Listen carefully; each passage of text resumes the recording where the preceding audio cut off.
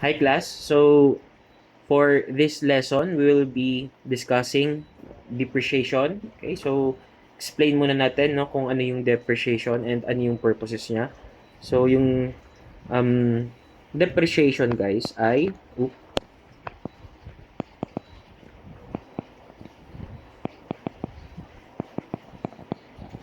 ito yung pag-decrease ng value no. Decrease ng value of assets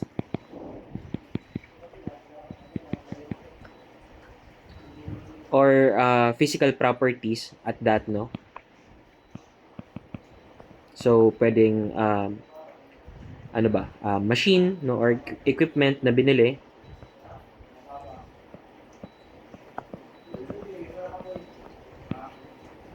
with time. Okay?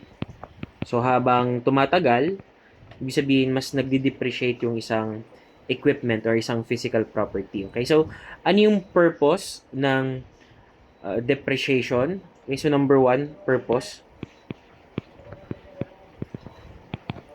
It is to provide for the recovery, no? Recovery of capital.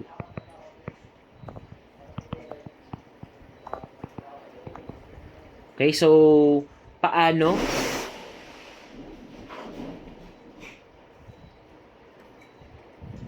Teka lang, para may pumutok.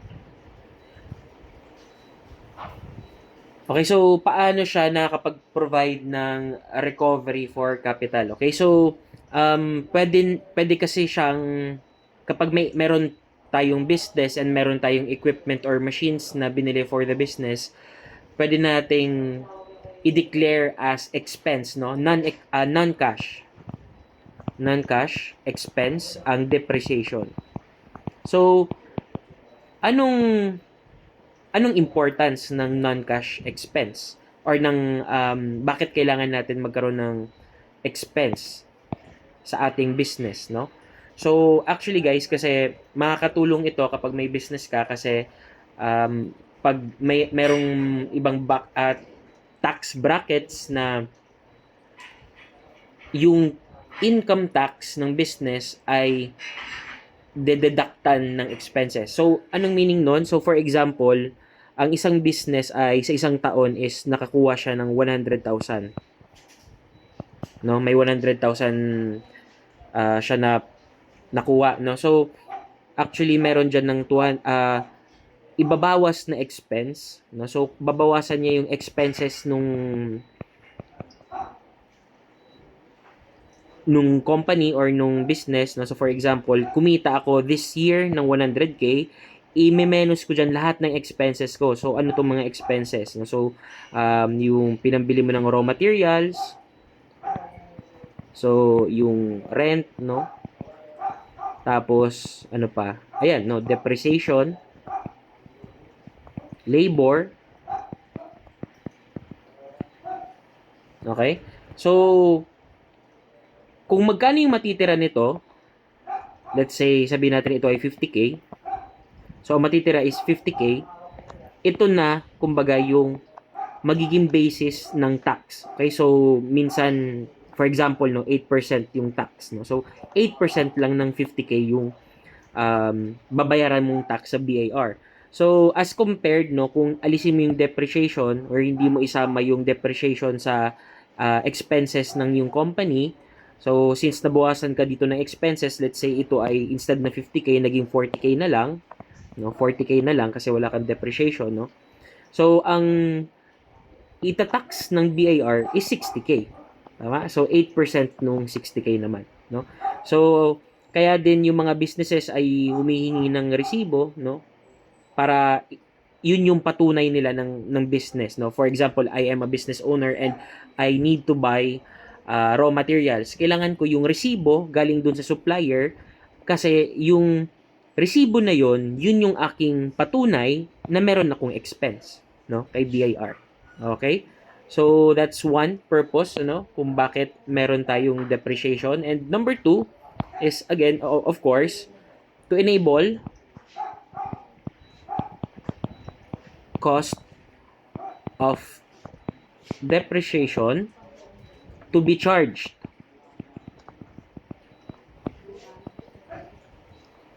to the cost of production. Okay? So, kasi malabo yun guys, ano? For example, meron akong business and nagpo-produce ako ng product A, no? And in order for me to produce product A, kailangan ko ng raw material A, no? For example. And ano yung process na dinadaanan ni raw material A para siya ay maging finished product A, okay? So ano yung mga nandyan? So meron ka diyang, of course, may labor, no? So tinatrabaho ng mga tauhan para itong raw material ay maging product, okay? And minsan, for some businesses, meron tayo diyang machines, no, or equipment na ginagamit, okay, para maging product si raw material. Okay, so sa pag-price natin nito, no, paano ka magpa-price nitong product na to? Of course, syempre, iti-take into account mo magkano yung ginastos mo para bilhin si raw material A. Tama ba? At the same time, isasama mo rin dyan yung cost mo sa labor. Tama ba? And at the same time, paano naman pala yung sa equipment? No? So for example, yung equipment na ginagamit mo is 50K. Worth 50K yung equipment. Pero tuloy-tuloy mo naman siyang gagamitin, di ba? So, paano mo i-account yung cost mo sa pagbili ng equipment doon sa pag-price mo ng iyong product? Okay, so, ang pwedeng gawing basis is depreciation. Okay, so, sa taon na to, ano yung value ng depreciation? Okay, so for example, I have an equipment na 50K and let's say yung value na 50K is nababawasan siya ng 10,000 every year. So yung value, pag binili ko brand new yung equipment ay 50K, the next year, kapag ginamit ko na siya ng 1 year, magiging 40K na lang siya. Okay? So after 1 year ng depreciation. Okay? So pwede, yung depreciation, magkano yung dinepreciate niya? Di ba 10K? So itong 10K na to, na depreciation, ito yung pwede mong maging basis, no? Para idagdag dito sa pricing mo ng product mo. No? So sa pag-price mo ng product mo, hindi na lang yung cost ng raw material, hindi na lang din pati yung labor, meron ka pang utilities, may bills ka, kuryente, tubig, no, if kinakailangan ng business para makapag-produce ng product A. At the same time, yung depreciation cost ng equipment na ginagamit. Okay? So, yan yung mga purpose, guys, kung bakit kailangan yung depreciation or bakit kailangan i-compute or intindihin yung depreciation ng isang physical asset or physical property. Okay? So, marami tayong ways on how we compute for depreciation. Maraming methods. Okay? So, andito yan, guys. Nakalista na yan para iisa-isahin ko yan. So, meron tayong straight line method, meron tayong sinking fund, meron tayong declining balance method or DBM. Meron tayong double declining method or DDB. Meron tayong sum of years digit method or SYDM. Meron din tayong service output method and working hours method. Itong paborito kong dalawa kasi sobrang dali lang yan. Okay, so mamaya. Okay, so let's start, computations to, guys. Okay, so before tayo mag-start dun sa unang type, no, let's name some variables that we will be needing for the rest of this discussion. Okay, so let's name L. This will be the useful life ng ating machine. Okay, so gaano ba katagal pwedeng pakinabangan yung machine? C for cost. O for yung original cost or magkano yung initial cost mo para mabili yung equipment. Okay? Magkano ba talaga yung brand new na equipment na yon? Okay? CO. Okay? So, next is CL. Ito naman is, ano naman yung cost nung machine at the end of its useful life. Kaya siya CL. Na so, for example, binili ko siya 50K and after 10 years, itong 50K, ang cost niya na lang is 5K. Okay? So, ito yung cost at the end of L. Okay? Or minsan, ito ay tinatawag rin na scrap value. Okay? So, kung mapapansin nyo, no, kung meron kayong laptop dyan na hindi na ginagamit or sira na, meron pa rin mga bumibili niyan. Okay? Pero, sa sobrang mababang presyo na. Ang tawag na po doon is scrap value. No? For example, recently, no, nagkaroon ako ng experience with scrap value. Nagtatry kasi kaming bumili ng transformer and merong existing na transformer pero gusto naming i-expand, no? So, ang ginawa namin na diskarte is what if pwede naming i-swap yung previous transformer namin na maliit, okay pa naman siya eh. I-swap namin para sa brand new and mas malaki na transformer. So, tinanong ko yung supplier kung pwede po ba nilang i-swap or pwede ba nilang bilhin sa amin yung previous namin na transformer. Ang sabi nung supplier, sir, ang scrap value po ng transformer is around 250 pesos na lang per kVA. So, sobrang mura na lang. So, hindi siya worth it. Okay? So, sobrang baba na lang talaga guys ng scrap value. Parang yan na lang yung kapag kunwari may bakal ka, no, may dati kang ref pala na hindi na nagagamit, sirang-sira na siya. Pwede mo siyang ibenta sa junk shop, di ba? So, kung magkano mo man mabili, ibig sabihin yun yung scrap value niya. Okay? Okay. So, let's move on to the next. CN. So, ito guys, kumbaga ito yung gitna nung initial cost at nung kanyang scrap value. Kung mapapansin natin, yung scrap value guys, ito yung value again nung product at the end of its lifetime or its useful life. Okay? Itong CN naman, it is the cost of the product of the asset at year end.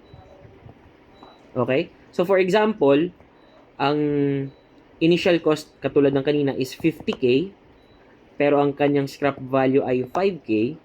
So, syempre hindi naman automatic yan from 50K to 5K. 'Di ba? So, as the years go by, bumababa yung value niya.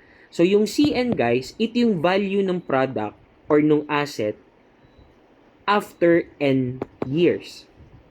Okay, so sabihin natin after 1 year, magkano na yung value ng asset. From 50K, let's say, naging 45K at year 1. After year 1. No? So, ito yung CN or C1. Cost at year 1. Okay? So, parang ganun siya. Okay? So, next natin is small letter D. Ito na yung annual cost of depreciation. So, katulad nito, no, after 1 year ng use, naging 45K na lang. Ibig sabihin, yung D natin dito is magkano yung nabawas in 1 year. That's 5K. No? So, D is the annual cost of depreciation. And DN naman, capital D, N is yung depreciation, total depreciation after N years. Okay, so for example dito, no, itong 50K naging 5K after 10 years. Okay, so after 10 years pa yan. Pero at year 1, after year 1, naging 45K siya, 'di ba? And at year 2, baka naging 38,000 na lang siya, etc., etc., hanggang siya ay makarating sa 5K. So, kapag tinatanong, what is the total depreciation after N years, edi, kapag kunwari dito sa example is, what is the total depreciation after 10 years? No, so, magkano yun? 50K, which is yung kanyang original value, minus yung value nung equipment after 10 years, edi 45K yung total na nabawas sa kanyang value. And that is your total depreciation. Okay? So, I hope naintindihan itong mga variables na ito. Okay, so, with that, gagamitin natin tong mga variables na to sa halos lahat ng methods na i-discuss natin. Okay? So, start tayo guys sa straight line method.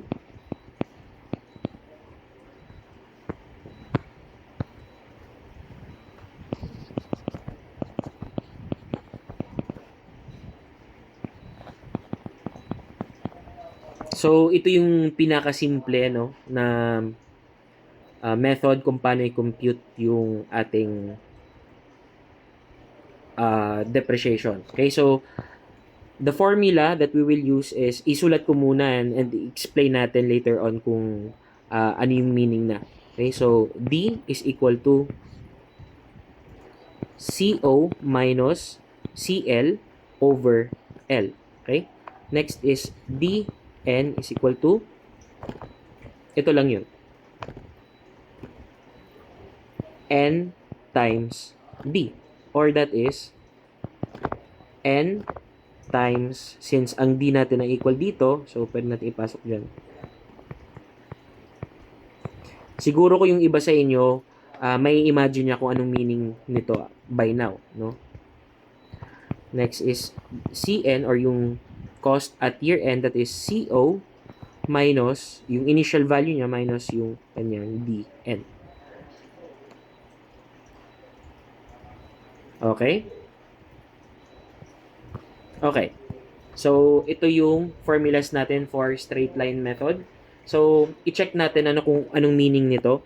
So, for example, sa kanina, let's say, yung binili ko yung equipment at 50K, yun yung aking CO, no? And yung kanyang salvage value, or yung kanyang scrap value is 5K na lang, and nagamit ko siya for 10 years.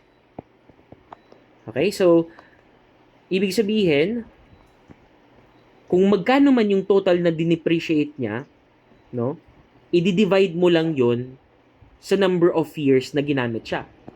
So, for example, dito, yung depreciation niya per year is just equal to 50K minus 5K divided by 10 years. Ibig sabihin, meron tayong 45K na total depreciation over 10 years. Tama ba yon? So, ibig sabihin, meron tayong 4.5K depreciation per year. No? Ayun lang. Yun lang yung ibig sabihin nun. Sobrang sobrang dali lang, no? Kaya siya straight line method. Okay, so actually, kaya siya straight line method kasi 4.5K per year, that is constant. Kumbaga, every year, up until 10 years, constant yung depreciation mo eh. So, ito yung time, ito yung depreciation, yung depreciation mo as time goes by is just a straight line. So, kung ito ay 4.5K, ibig sabihin at year 1, at year 2, at year 3, and so on and so forth, until year 10, 4.5K yung depreciation mo for every year. Okay? Kaya siya straight line method. Okay? So, I hope naintindihan itong formula na to. And then, ito lang, no? Kung kunwari, gusto malaman ano yung total depreciation after N years, no? For example, gusto malaman is, after 3 years, magkano yung total depreciation. Okay? So, since ito ay 4.5K per year nga, o di multiply lang natin sa number of years times 3 years. Okay, so magka-cancel yung unit na yan. So, ito ay 13.5K na na-depreciate niya after 3 years. Okay, so yun yung meaning nito. Okay, this is the same. Okay, okay, so itong CN naman, magkano na lang or magkano na yung value nung nung asset after 3 years? Okay, so consider yung initial value niya which is 50K minus DN which is magkano yung total depreciation niya after 3 years which is ito yung na-compute natin 13.5K. Okay, so magkano yan? That is 6.5 6.5K. Ito na lang yung value ng machine mo after 3 years. Okay? That is your CN. Okay? And, ayun. Yun lang yun. No? Basic. Actually, hindi nyo na nga kailangan sa uluhin tong formulas na to eh. No? So, yan guys, yung straight line method. So, kung may example tayo, mamaya na lang po, tatapusin ko munang ma-discuss lahat ng mga methods na to. Okay, so after that, next is our dito na lang. Next is our sinking fund.